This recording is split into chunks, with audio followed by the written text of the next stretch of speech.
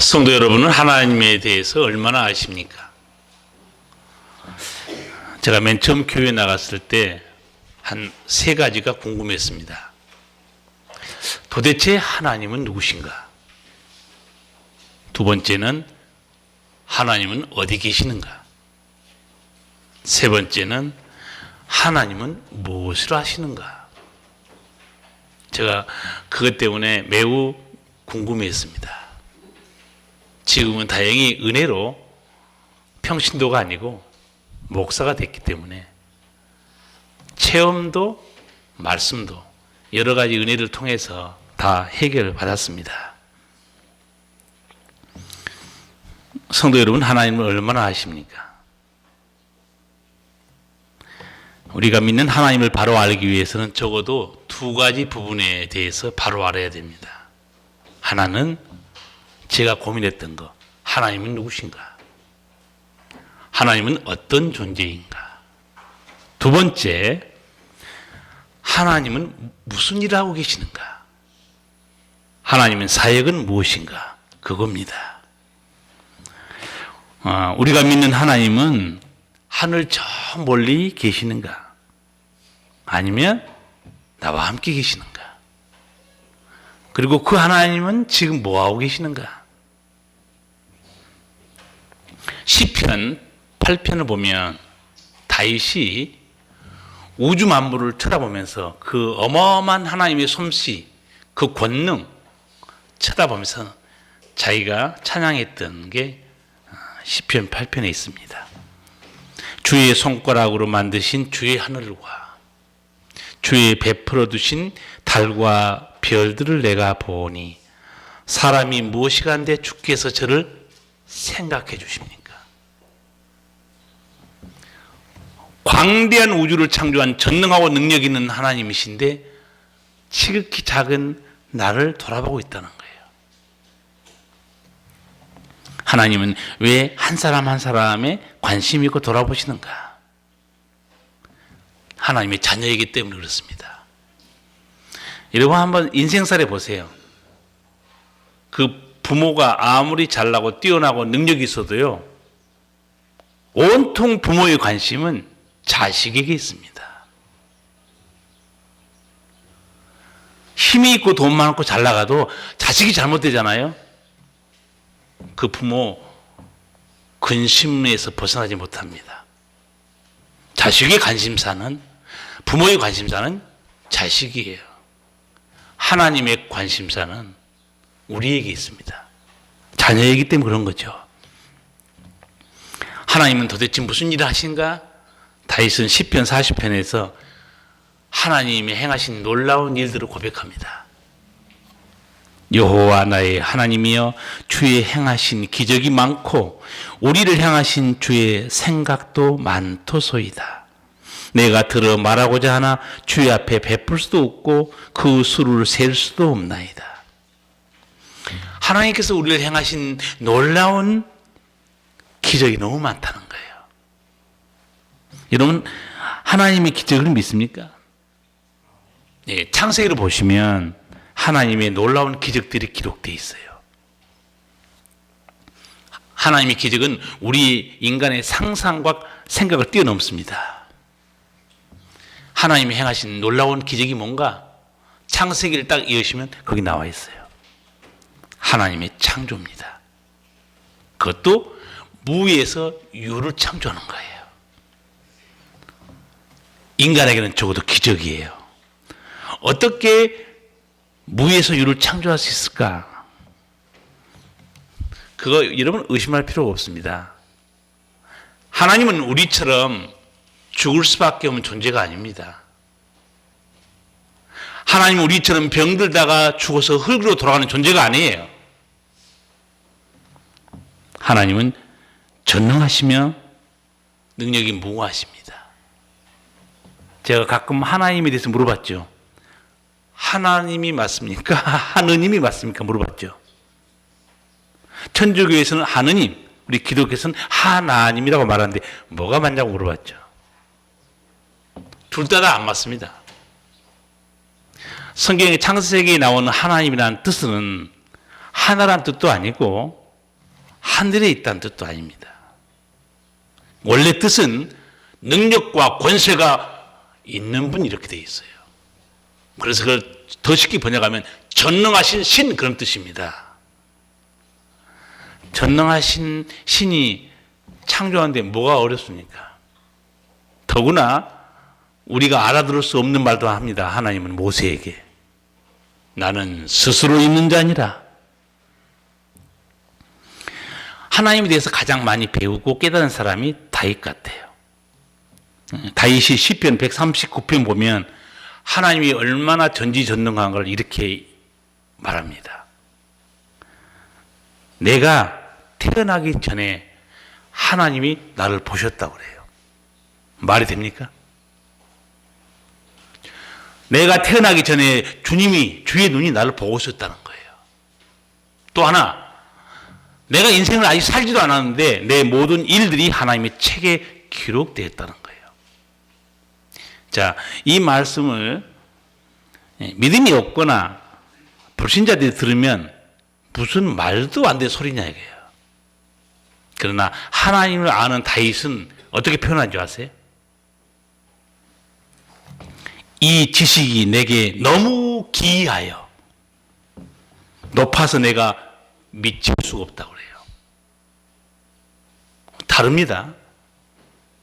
하나님 모르는 사람들은 무슨 말도 안 소리야. 사람이 안 태어나는데 어떻게 그 사람을 본다는 거예요. 그 말씀은 예레미야서 나와 있어요. 하나님이 예레미야에 대해서 뭐라고 하는지 아세요?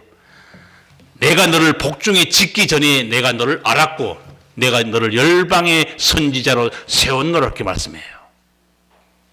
그러니까 하나님 누군지 아시는 분들은 다윗처럼 고백합니다.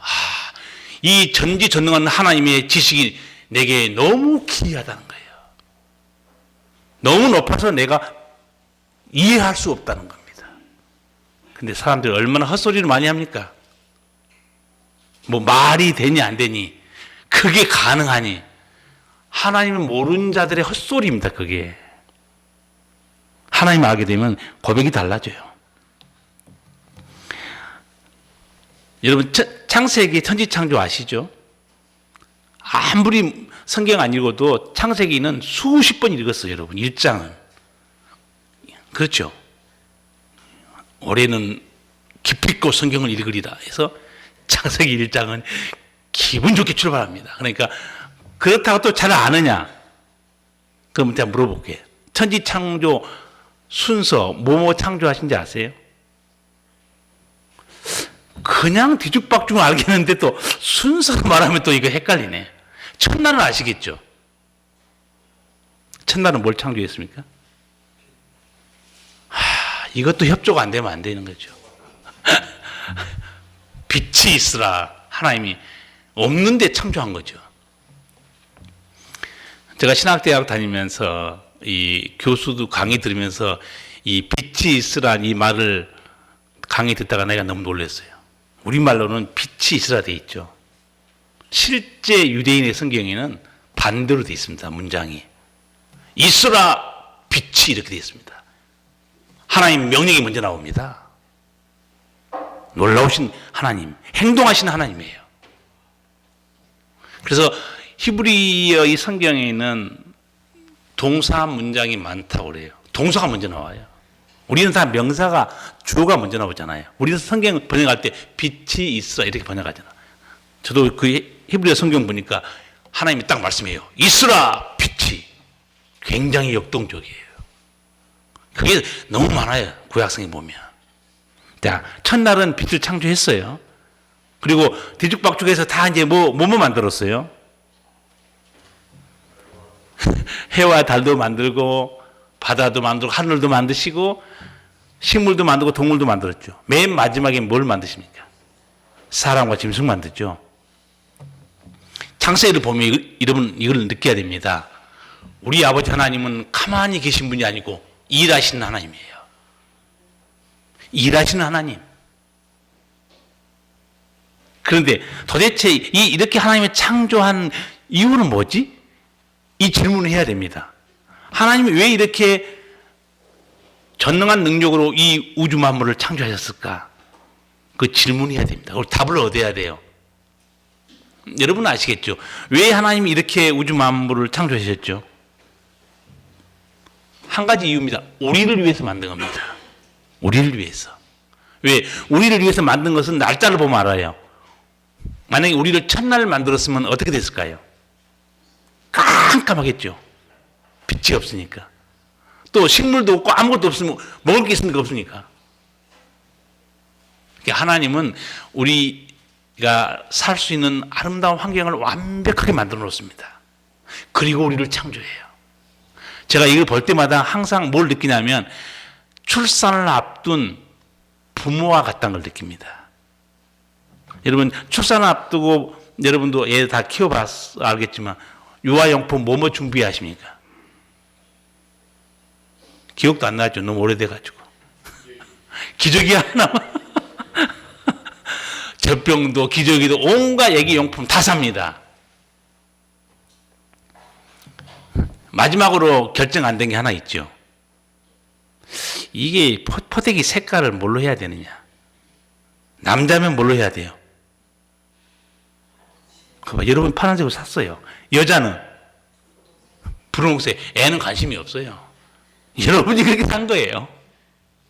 자, 그래서 애를 키우고 양육하고 먹입니다.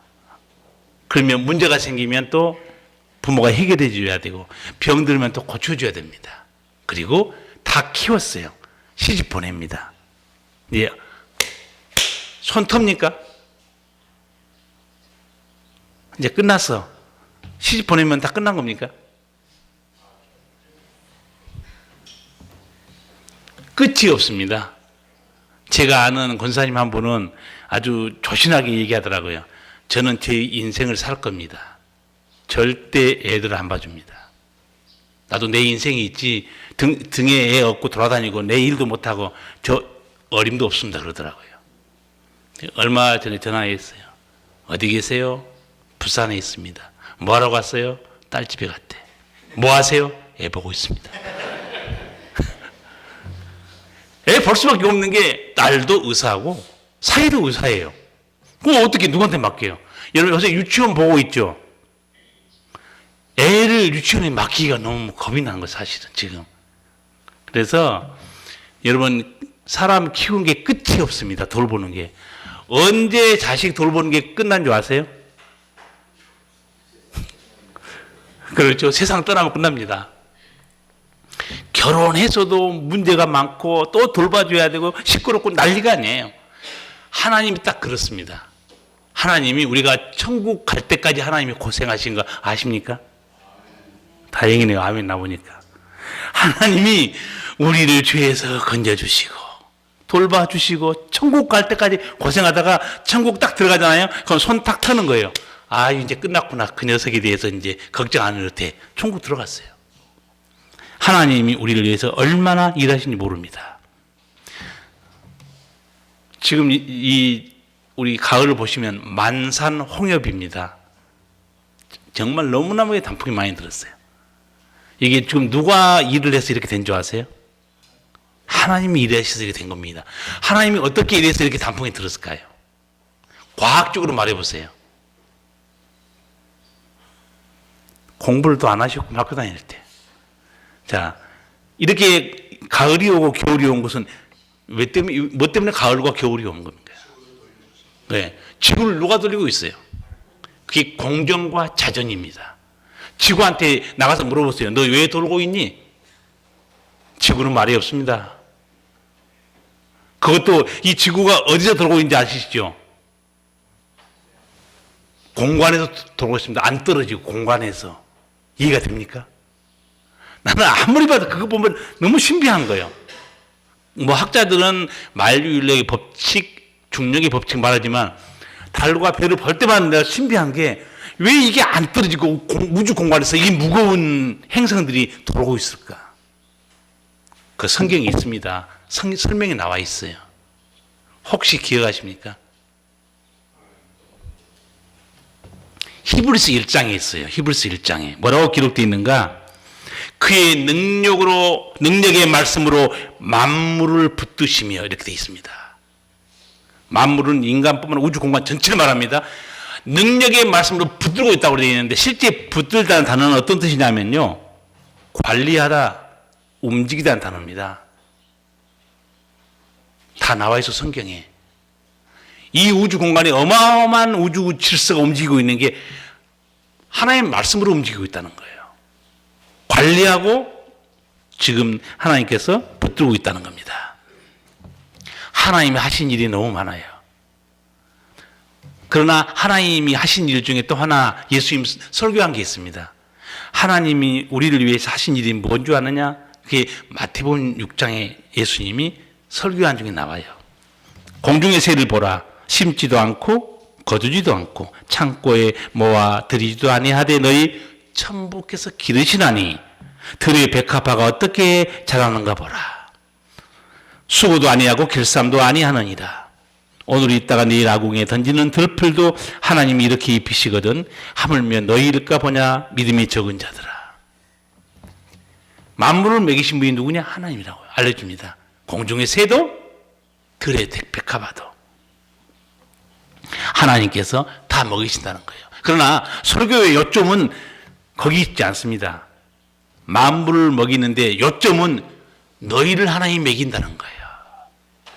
하나님이 자기 자녀를 왜 먹이지 않겠냐 이게요. 핵심은 거기 있습니다. 하기야 우리 동네에도 뭐 새가 참 많은데 새 냉장고 있습니까? 없습니까? 없죠. 여러분 집에 냉장고 있죠. 저는 궁금해요. 냉장고를 하면 내가 조사하고 싶어요. 냉장고에 뭐가 들어있는가. 사서 어떻게 합니까? 계속 밀어넣죠. 계속 밀어넣으면 맨 안에 있는 얘는 어떻게 되죠? 썩어요.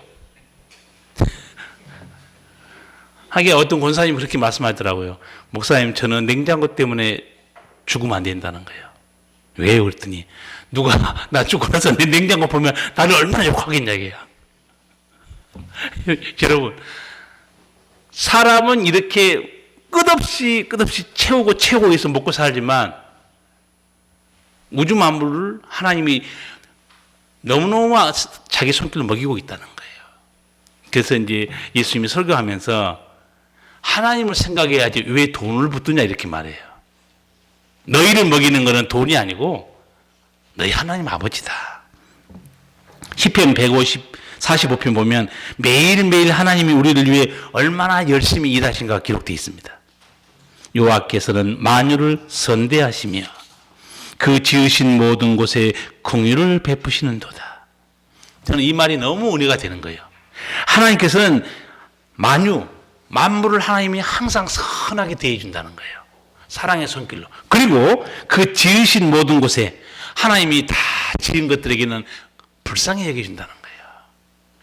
이 시편에 보면 만물이 어떻게 하고 있다고 기록하냐면 만물이 양식 주시기를 위해 하나님을 바라보고 있다고 그래요. 하나님이 주지 않으면 굶어버린다는 거예요. 그리고 여호와께서 낯을 숨기시면 두려워 떨다가 호흡을 취하시면 죽어 본 흙으로 돌아가느니라. 하나님 하신 일이 너무 많아요. 매일매일 우리를 돌아보시고 먹이시고 여러분 하나님이 얼마나 우리를 위해 일하신가 생각하시고 내 삶에 건강과 생명을 주시고 은혜 베푸신 하나님 감사하며 사시기 바랍니다. 자, 하나님께서 우리 부모처럼 돌아보고 먹이고 병들면 또 고쳐주고 그렇게 합니다. 하나님도 우리 주님도 우리가 병들면 똑같이 고쳐줍니다. 그 내용이 오늘 15절에서 17절에 있습니다. 같이 읽겠습니다. 그 사람이 유대인들에게 가서 자기를 고친 이는 예수라 하니라. 그러므로 안식일에 이러한 일을 행한다 하여 유대인들이 예수를 핍박하게 된지라. 예수께서 저희에게 이르시되 내 아버지께서 이제까지 일하시니 나도 일한다 하시매. 아멘. 요한복음 5장 처음부터 읽으면 38년 된 병자가 그 베데스다 목가에 치유하려고 앉아 있었어요. 근데 예수님이 6월절에 예루살렘에 오셔서 지체 높은 사람들을 만나지 않습니다. 예루살렘의 지체 높은 사람은 총독이 있고 제사장이 있습니다. 헤롯 대왕도 있어요. 예수님은 어디 찾아가시는가? 베데스다 목가를 찾아가요. 왜? 거기 환자들이 많이 있기 때문에. 가서 그 중에서 가장 오래된 환자, 38년 된 병자를 예수님 만나시면서 물어봐요. 내가 낫고 싶으냐? 아마 그 말을 들었을 때 환자는 예수님의 모습을 보고 무슨 아저씨인가 생각했을 거예요. 여러분 예수님의 예모를 아시죠? 예수님의 예모가 어디 기록되어 있어요? 이사야에 기록되어 있습니다. 53장에 마른 땅에 나오는 줄기 같다는 거예요. 고운 모양도 없고 풍채도 없고 우리 보기에 흠모할 만한 아름다운 것도 없다는 거예요. 그러니까 아주 초라한 행색이란 거예요.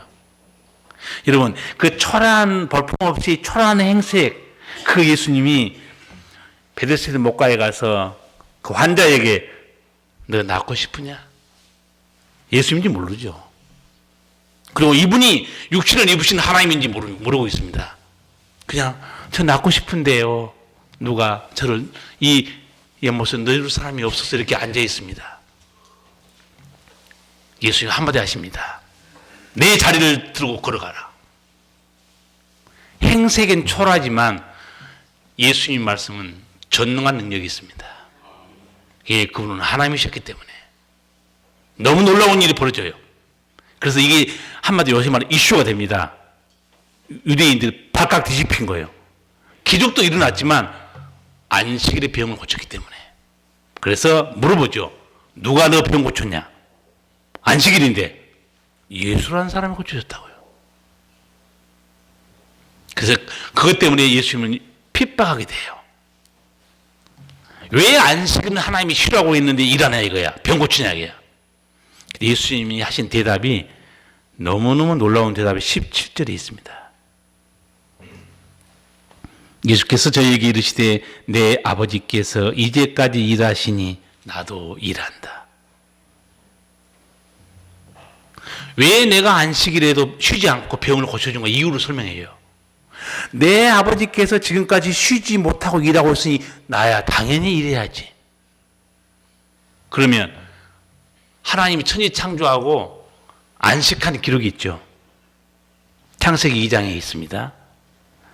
하나님이 지으신 일이 일곱째 날이 이를 때 마치시니 그 지으시던 일이 다함으로 일곱째 날에 안식하시니라. 하나님께서 일곱째 날에 안식하고 우리에게도 명령했죠. 십계명에 안식을 기억하여 거룩하게 지키라고 그러죠. 출애굽기 20장 보면 그 명령이 상세하게 나옵니다. 안식일을 기억하여 거룩하게 지키라. 엿새 동안은 힘써 내 모든 일을 행할 것이나 제7일은 너희 하나님 여호와의 안식일인즉 너나 내 아들이나 내 딸이나 내 남종이나 내 여종이나 내 육축이나 내 문 안에 유하는 객이라도 아무 일도 하지 말라. 하나님이 분명히 명령해 놨어요. 주인이 쉬어야 종도 쉽니다. 주인이 쉬어야 짐승도 쉬는 거예요. 완전한 휴식을 준 겁니다. 재충전하도록. 그리고 하나님을 경외하게 만들었죠. 그런데 예수님께서 안식일 날 38년 된 병자 고쳤습니다. 문자적으로 분명히 예수님 안식일을 범한 건 맞습니다. 그런데 내가 왜 그렇게 안식일을 범하면서까지 병자를 고쳤는가 분명하게 설명해 줍니다. 내 아버지께서 이제까지 일하시니 나도 일한다. 유대인들이 이 예수님의 해석을 알아들었겠어요? 왜 예수님께서는 하나님이 안식일에도 쉬지 못하고 한다고 말했을까? 도대체 하나님은 안식일에 그러면 안 쉬고 있단 말이냐? 도대체 예수님께서는 안식일에도 쉬지 않고 또 하나님께서 왜 쉬지 않고 일한단 말인가? 그걸 모르는 유대인들에게 예수님이 내 아버지께서 지금까지 쉬지 못하고 일한다. 그 설명에 알아듣겠습니까? 하나님이 왜 쉬지 못한 걸 이유를 모르는데. 여러분은 아시죠? 왜 하나님이 쉬지 못하고 주님도 안식일에 쉬지 못하고 그렇게 일했을까요? 여러분은 아시지 않습니까? 하나님이 안식한 게 창세기 보면요 굉장히 짧습니다. 우리 만물을 지으시고 보기에 심히 좋았더라. 그리고 하나님이 쉬어서 안식이래. 그리고 창세기 3장 딱 넘어가 보세요. 무슨 사건이 터지는가? 아담과 하와가 범죄해서 죄의 종이 되어버립니다. 죽어요. 자식이 죽게 생기는데 어느 부모가 가만히 있습니까? 자식이 죽게 생기는데 가만히 있으면 그 친부모 아닙니다. 그걸 확실히 아셔야 돼요. 자식이 병들었는데, 자식이 귀신 들렸는데 부모가 모른 체 한다? 그 친부모 아니에요. 그래서 이것만 봐도 하나님이 우리의 친아버지인 걸 알 수 있어요. 하나님이 발 벗고 났습니다. 쉬지 못하고 일하고 있어요. 생각해 보세요. 자식이 병들고 고통 중에 있는데 어느 부모가 쉬냐고요. 마음 편하게. 끊임없이 일하시는 거예요. 구원하기 위해서. 병에서 치유하기 위해서. 그래서 예수님이 말씀한 거죠. 내 아버지께서 일하시니 나도 지금 일할 수밖에 없다는 거예요. 누구 때문에 하나님께서, 누구 때문에 예수님이 안식일 날 쉬지 못하고 일하시냐? 우리 때문입니다. 죄에 붙드는 우리, 병든 우리, 귀신 들리는 우리 때문에 다 그렇게 하나님이 쉬지 못하고 일하고 있어요. 세상 말로 할까요? 자녀를 키운 여러분, 부모가 누구 때문에 그렇게 고생합니까? 다 자식이에요. 자식 때문에 그렇습니다. 하나님도 마찬가지예요. 자식이 어렵게 되는데 어떤 부모가 가만히 있겠습니까? 하나님, 예수님이 하나님의 마음을 알려주는 거예요. 하나님께서 무슨 일을 하고 있는 것도 모르고 있으니 하나님이 쉬지 않고 일한다고 한들 그 알아듣겠어요. 우리를 치료하기 때문에. 자, 안식일에 그 병든 사람이 치유받았어요. 몸에 병이 있는데 안식이 있겠습니까? 귀신 들려있는데 그 사람이 안식이 있겠냐고요. 고치고 치유받아야 몸과 마음에 평강이 찾아옵니다. 회복이 돼야 돼요. 예, 우리가 이 말씀 보면서 성도 여러분들은 우리 치료자가 되시는 예수님을 붙들고 사시기 바랍니다. 예수님은 내 병만 치유하는 분이 아니에요. 내 인생의 무거운 것들도 다 치유해 주시는 겁니다. 예수님은 복음 전하면서 함께 병도 치유해 주고 귀신도 쫓아내 줬지만 예수님이 이 땅에 오셔서 가장 힘써 일하는 가장 중요한 일이 뭐였느냐? 죄인을 구원하신 일이었습니다. 그걸 아셔야 돼요. 예수님이 삭개오, 세리마태 그 사람들을 복음 전하고 구원해 주면서 같은 말을 똑같이 한 적이 있어요. 예수님이 인자가 온 것은 잃어버린 자를 찾아 구원하러 왔다는 거예요. 예수님이 이 땅에 오셔서 우리를 위해 일하신 것 중에서 가장 힘써 일한 것은 생명 구원이었어요. 그래서 예수님이 죽는 순간에도 구원하시죠. 함께 달린 강도 중에 한 사람이 요청하죠. 예수님, 나 오늘 예수님과 함께 천국에 가면 안 될까요? 천국에 좀 데려다 주세요. 그때 예수님이 뭐라 그래요? 오늘 너가 나와 함께 낙원에 있을 것이다. 하시는 가장 이 땅에 오셔서 우리를 위해 힘써 일하시는 일은 생명 살리는 일입니다. 주님이 돌보시고 먹이시고 치료하시죠. 그것만 하시는 거 아니에요.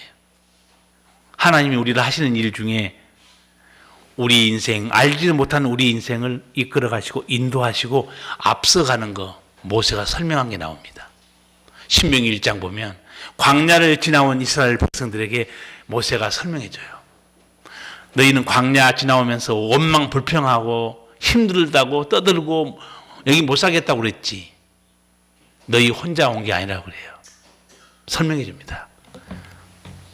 아버지가 아들을 품에 안고 온 것처럼 너희를 품에 안고 이 광야를 지나왔느니라.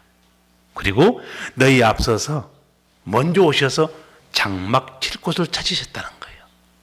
오늘 저녁에는 어디에서 우리 애들이 텐트 치고 자야 되는가? 누가 먼저 오셨느냐? 하나님이 앞서 행했다는 거예요. 자, 그 추운 광야에서 하나님이 따뜻하게 난방해 줬죠. 그 난방이 뭐였어요? 불기둥이었어요. 낮에는 시원한 선풍기 돌려줬죠. 그게 뭡니까? 구름기둥이었습니다. 누가 이렇게 우리를 위해서 일하시고 이렇게 앞서서 생각해 주셨나? 우리 하나님 아버지라고 말해요. 모세가. 성도 여러분, 이제 여러분의 인생길을 돌아보면서 딱 적용할 게 하나 있습니다. 그럼 내가 눈물을 흘리고 힘들 때 나 혼자 있었던 게 아니구나. 누구의 품 안에서 울고 있었던 거예요?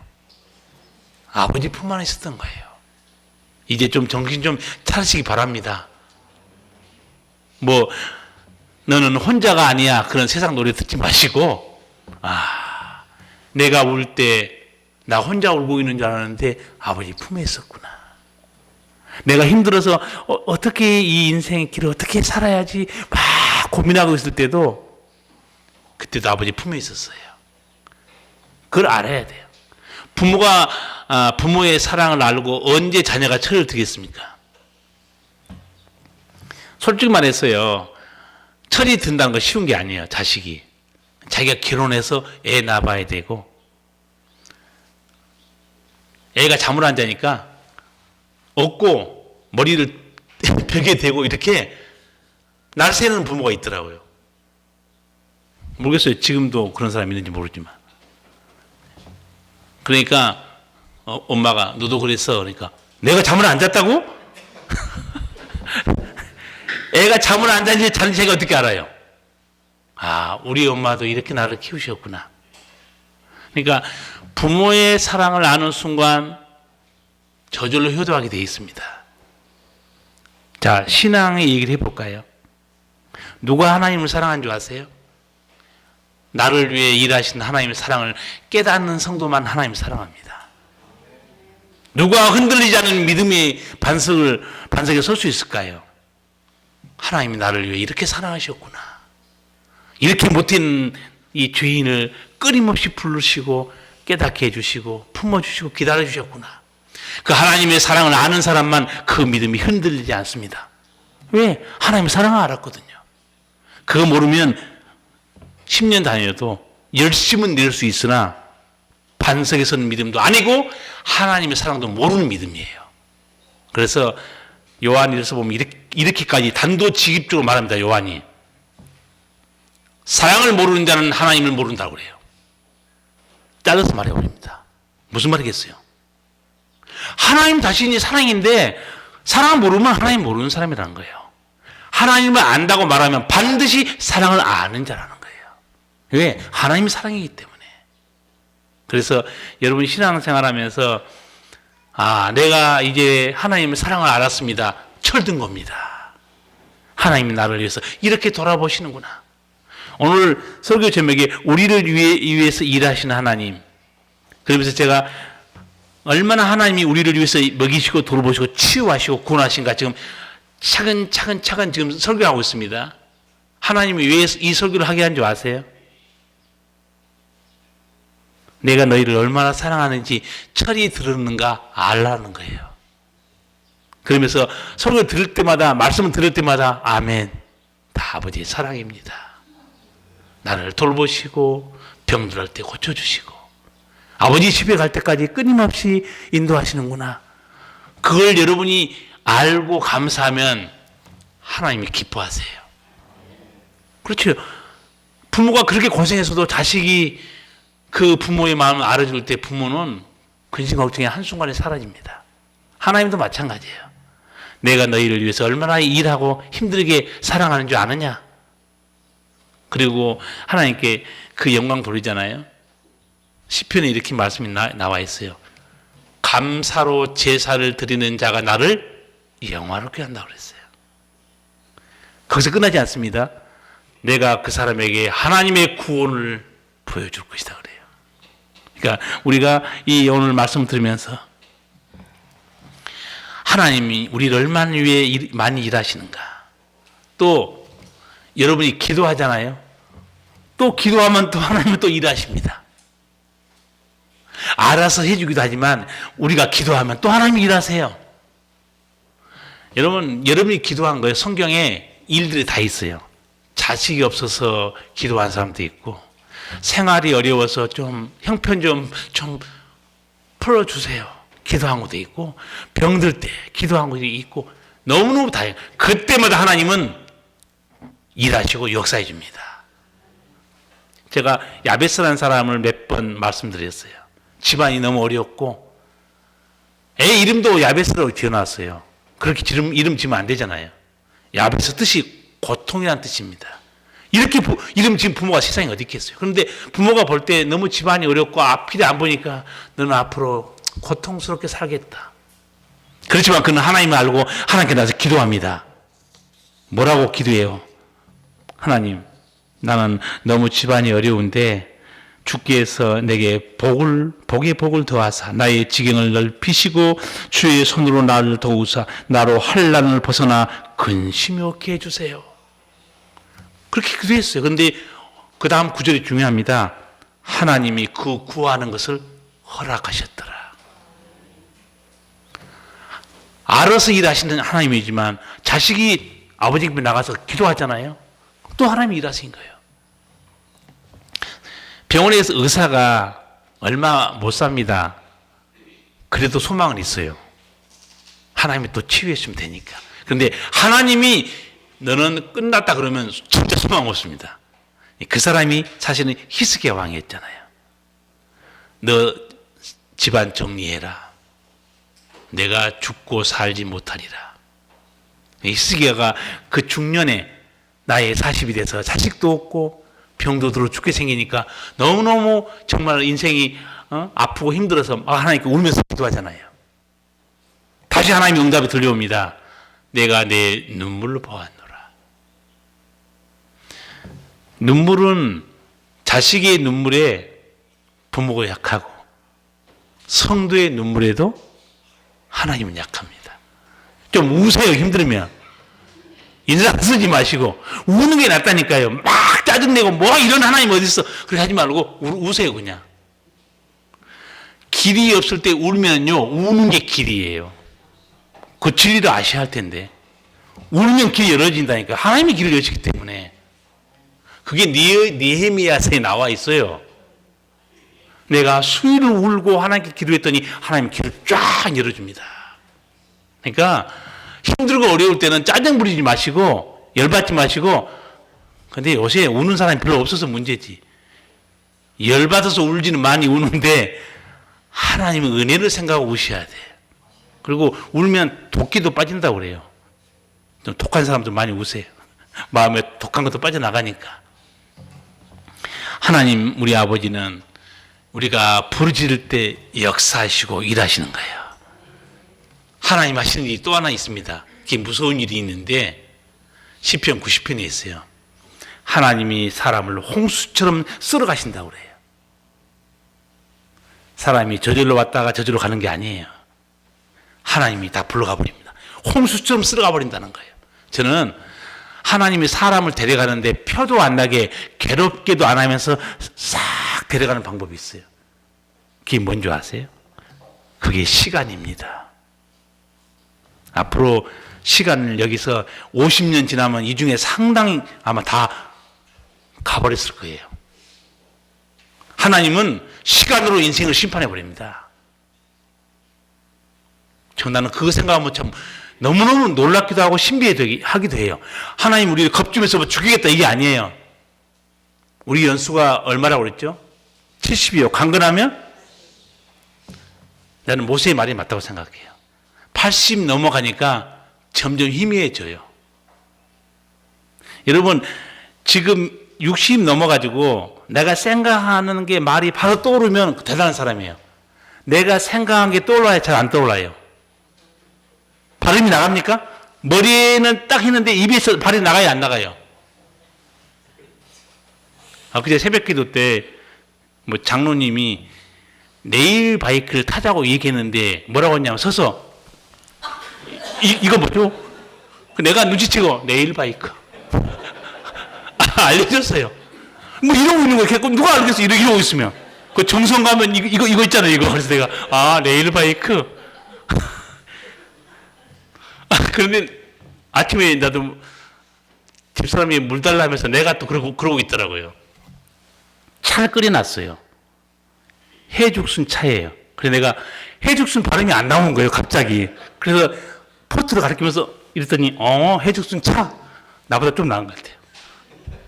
이게, 간거라면 80이고, 80 넘어서, 정신도 온전하고, 육체도 건강한 거 쉬운 일 아니에요. 그렇지만 제가 여러분에게 그렇게 기도하라고 그랬어요. 장수하게 기도하는 게 아니고, 맑은 정신과 건강한 몸으로 살게 해달라고 기도하라고 그랬어요. 왜냐하면 몸만 장수하면 뭐겠습니까? 괜히 자식들이 왔는데 너 누구냐 그러면 그게 참 힘든 거예요. 피차.